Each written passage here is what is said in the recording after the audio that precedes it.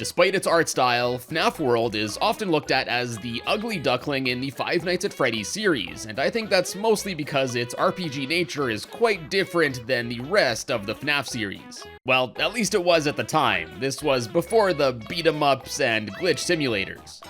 Now personally though, I have a soft spot for this game, and it turns out it's quite fun to speedrun too, as it shows off a bunch of cool secrets this game has to offer. And by using some of these tricks, FNAF World has been beaten in under 14 minutes. Before we jump in though, I'm proud to announce that I've recently teamed up with Control.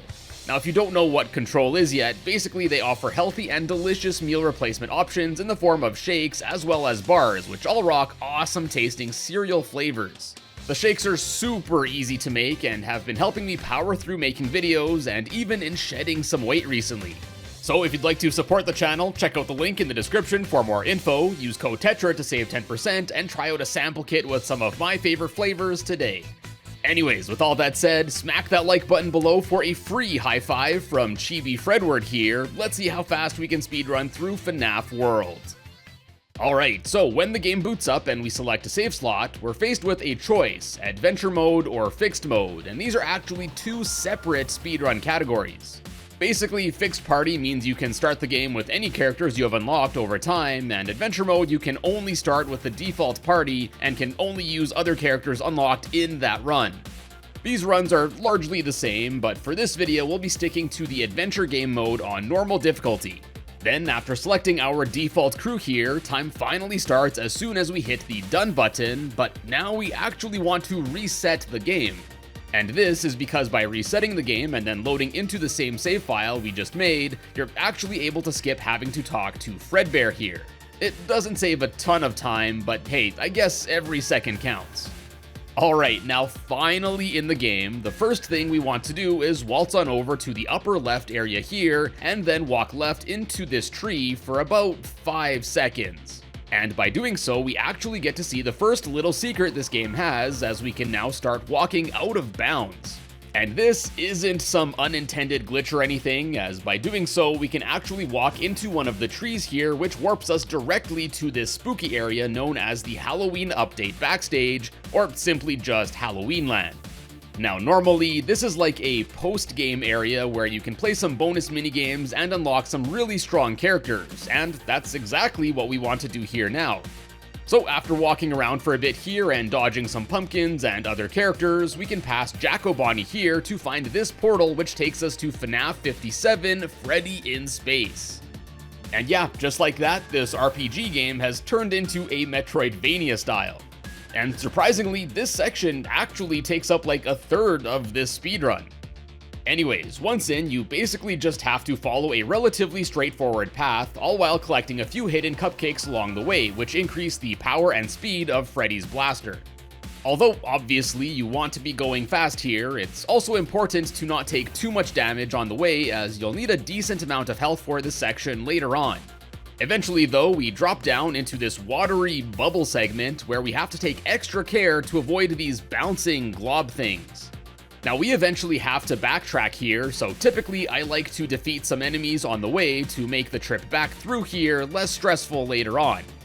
It's also funny here that series creator Scott Cawthon jokes about like 60 FNAF sequels, but honestly we'll probably get to that point someday. And ironically enough, even this game itself got a sequel in the form of Freddy in Space 2. Anyways, eventually we get to a section where we have to jump up a bunch, there's a hidden cupcake in one of the walls, and then after following another path for a bit longer and jumping up some more, we can grab the upgrade we absolutely need here, the Hyper Jump. This upgrade lets us jump much higher, go figure, and now with this we can backtrack all the way back before the water section.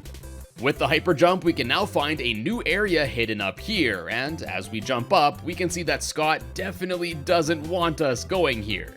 Then once going through the portal and getting to the next room, there's one final cupcake for us hidden inside the wall here, and with it, we're now finally ready to finish up this minigame.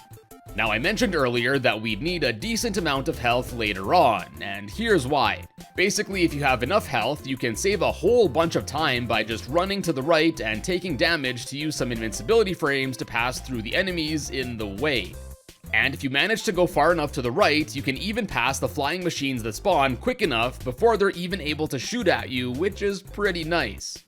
Eventually, you end up in the final boss room where we have to fight Scott Cawthon's severed head controlling some robot thing. Yeah, I don't know. Anyways, this fight can be really easy with one really simple trick.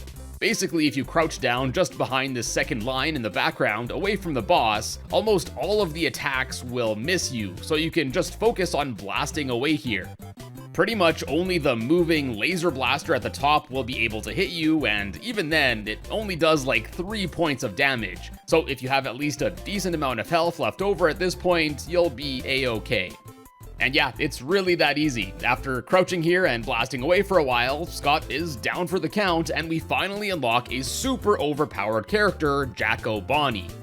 Then, once back in the overworld, we can make our way back to near the area from last time, but this time we walk towards Fredbear here. And just like in the intro, we want to skip having to go through talking to him, and thankfully there's a really nifty trick that we can use to skip past him here as well. By simply just going into the Bytes menu and then returning back, for a few seconds you can actually just pass right through him. You just have to be really careful and make sure that you start the trick close enough, as if it takes you too long to go through him, the dialogue cutscene will still trigger. But if you are able to pass through, you not only save some time here, but doing this actually makes it so you don't run into Fredbear for the rest of the run, to save even more time. Then once we skip past him, we can walk into this glitchy tree, which takes us to a cool looking subworld. Pretty much whenever you see a glitchy object in the overworld, it takes you to this subworld that essentially acts as a way to travel between the different areas in the game. So after trekking through this subworld, we can find this second orange portal, which takes us back to the regular overworld, this time in Choppy's Woods. We don't spend too much time here yet though, as after hitting the switch that unlocks the ability to fast travel here later, we head west to get to Dusty Fields, where we finally encounter our first boss fight here against Bouncer, the Gatling gun wielding snowman. And it's done. Yeah, Jacko Bonnie is extremely overpowered here, so several bosses stand absolutely no chance against Jacko Bonnie's Jacko Bomb attack. After that fight, we go into this glitchy rock here to once again be taken back to the subworld. We'll be seeing this area quite a bit in this run, so I hope you're getting used to it. This time though, after walking around for a bit, we can see a glitchy tree inside this area, and going to it takes us to a subworld where the color is gone, objects are even less detailed, and we move even slower.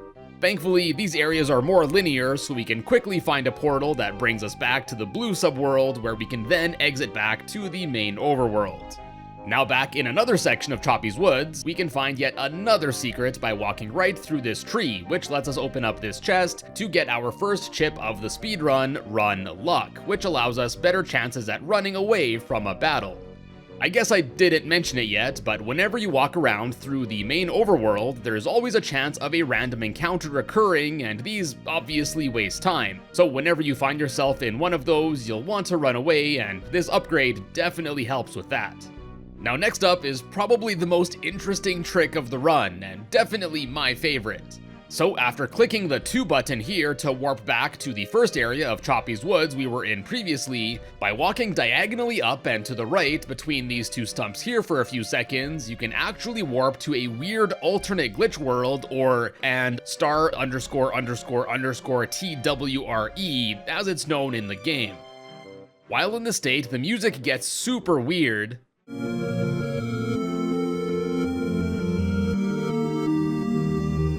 and you can casually walk through most objects, and this again isn't some unintended exploit, but rather something purposefully put into the game, as you can even encounter some unique glitchy enemies, basically this game's version of Missing No from Pokemon. Yeah, underscore exclamation mark 2222 is my favorite FNAF character too. Anyways, the main reason we enter this area is that we can walk all the way onto the water northeast here to open this treasure chest to get another chip, Auto Shield, which gives us a shield in battle that helps us take less damage, which we'll definitely need later on. Then, after walking back down to the area that brought us here to go back to the normal world, we go back to this same area once again, but this time we take the boat up to the left here to reach this area where we can find a glitchy dead tree, so you already know what time it is, time to go back to the subworlds. Much like last time, we again find a glitchy tree here to go to the second subworld, and then after making it out this time, we get to Black Tomb Yard. After navigating through the tombstone maze here, we can quickly get to Deep Metal Mine, where by taking the bottom path, we eventually find a glitchy tombstone to take us right back to the subworld. Honestly though, I can't complain about these sections too much. They're pretty nice, since as long as you know where to go, they're a lot less stressful and offer a bit of time to relax and collect your thoughts. This time through the subworld is a bit different though, as now in the second world we find another glitchy tree. Yup, you guessed it, this will take us to a sub-world as we reach Inception levels of subworlds here. And much like the jump between the last two subworlds, here things are even less detailed as we turn into a Minecraft creeper and we move even slower.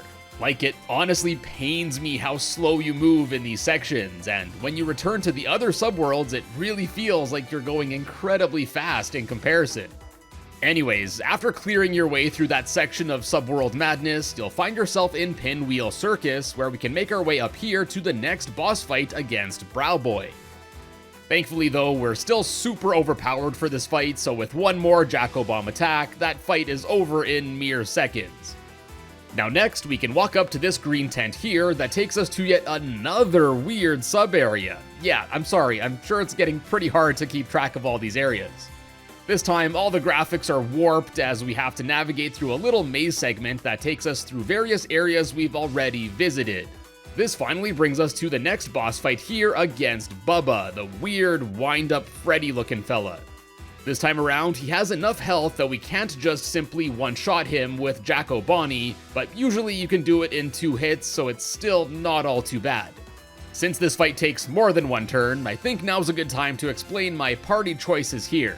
In general, attack moves don't really matter for the rest of my team since they're so weak in comparison to Jack-O-Bonnie, so I like having them in more of a support role. Toy Chica's birthday move increases attack power and defense of the party, Foxy's jump scare can stun enemies, and Toy Freddy's speed song can increase your party's speed. Yeah, pretty much everyone else here is just to support Jack-O-Bonnie. Anyways, after the fight against Bubba is done, we go through the next tent, and then in this area there's another little secret as we can walk through this wall just before the next tent here to be taken out of bounds where we can find yet another glitchy object portal. And once again, you have to navigate through not 1, not 2, but 3 subworlds. Once again, thankfully, if you know where to go, these sections are pretty straightforward, and there's no chance of random encounters here either, which is pretty nice, but I just really wish you could move a little faster here. Anyways, once out of the subworlds again, we're back in the lake section where we have to go to the next boss here, Pork Patch. Now this boss isn't any more difficult than Bubba really, so after 2 hits, that's another boss down, and now we can grab the key that Pork Patch was guarding. And this key allows us to open the locked doors found around the overworld, and basically we want to find 4 switches located around the world here. We actually already saw the final boss here that we want to get to, which allows us to get to one of the game's endings to beat the game. But as you can see, there are 4 barriers blocking the way. So first, we want to go back to the starting area to find a nearby locked door to flip the switch there, and then back at Dusty Fields, there's this lock, which leads to another switch, but this time it's guarded by another snow fella, this time known as Snowcone. Although they may look exactly the same, Snowcone here is actually much stronger than Bouncer from before, as yeah, it'll take at least 2 Jack-O-Bombs instead of just the 1. Still though, it's not too difficult of a fight. Now back to the lake once again, we open the 3rd lock here to get to the switch guarded by Tentacruel, or I mean Super Goon. And here is where the boss fights start to actually be at least somewhat of a challenge.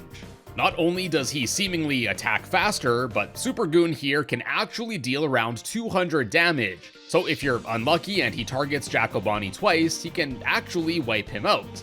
And since Jacobani is basically our crutch for this speedrun, if he does get knocked out, the fight is pretty much a lost cause, so you have to reset the game.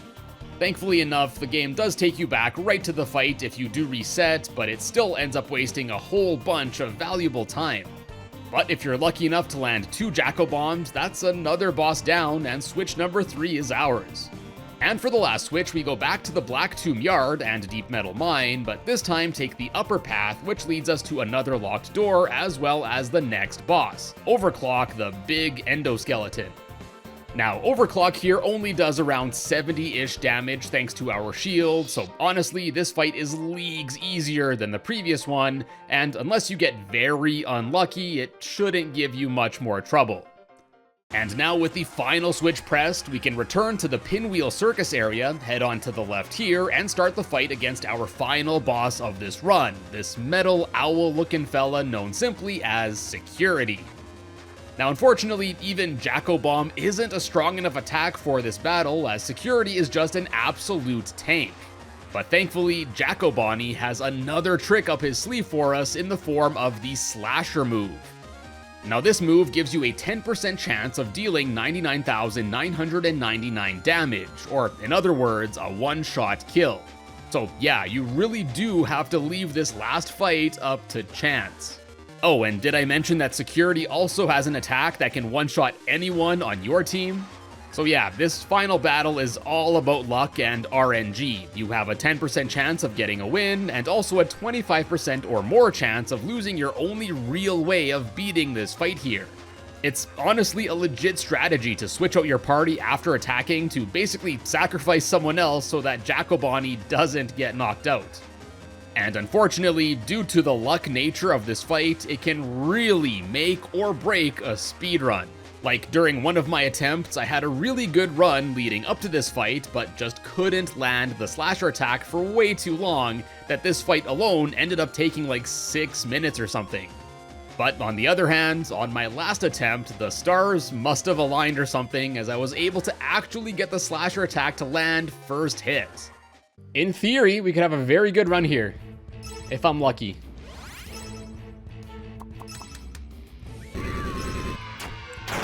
Yo!